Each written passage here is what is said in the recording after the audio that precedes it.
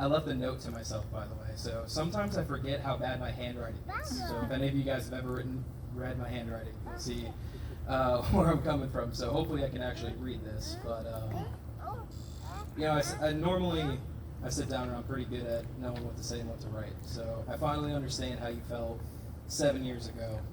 Because breaking the ice is hard, right? Like, what am I supposed to be saying right now? You know what I mean? I don't know. But I guess thank God for Publix, right? Shout out to store 1020 and how you magically guessed that I was working there in the deli. Ironically, when I'm with you, I never have that issue. We all know I'm a yapper through and through. Everything just comes naturally with you, and I knew that ever since you watched me inhale all that food at Cheddar's. In that first minute, it felt like I had already known you for a lifetime, and yet here we are 7 years later, and it felt like only a minute's gone by. You know what they say, time really does fly. I could write a whole book, and it still wouldn't be enough to capture the feelings that I had for you, no matter how descriptive. But I'm going to give it a shot, and you can tell me if I'm missing anything later. I'm sure you'll yell at me.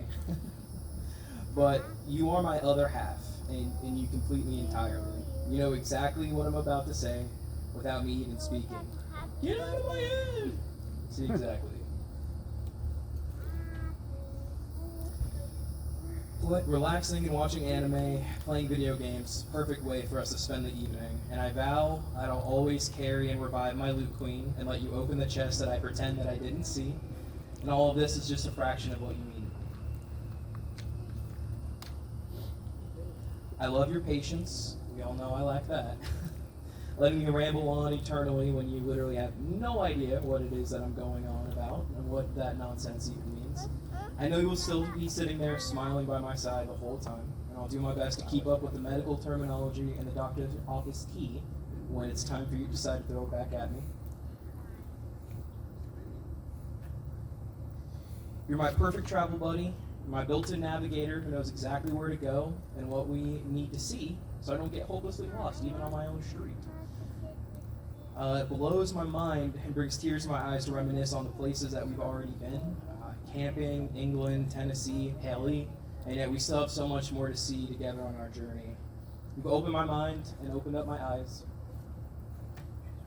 to sights I thought I'd never get to see, and cultures and places I never thought I'd get to be, and the whole time my beautiful mankeys was right there beside me. And by the way, thought I was going to leave out the cooking?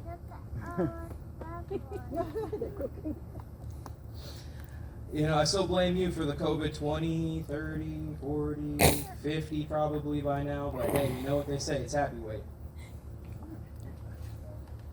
And how could I not be happy with some homemade empanadas on my plate, right? Being a foodie means that we never run out of places to eat for our dates. It's all fun and games, so we try to keep that weight away, or we see what the tab is from Prime 88, but I wouldn't want it any other way. Every day we get to spend with the girls is truly a treasure. It's a treat sweeter than nectar. And no, babe, sorry, we're not getting another puppy. At least not for a while, anyways.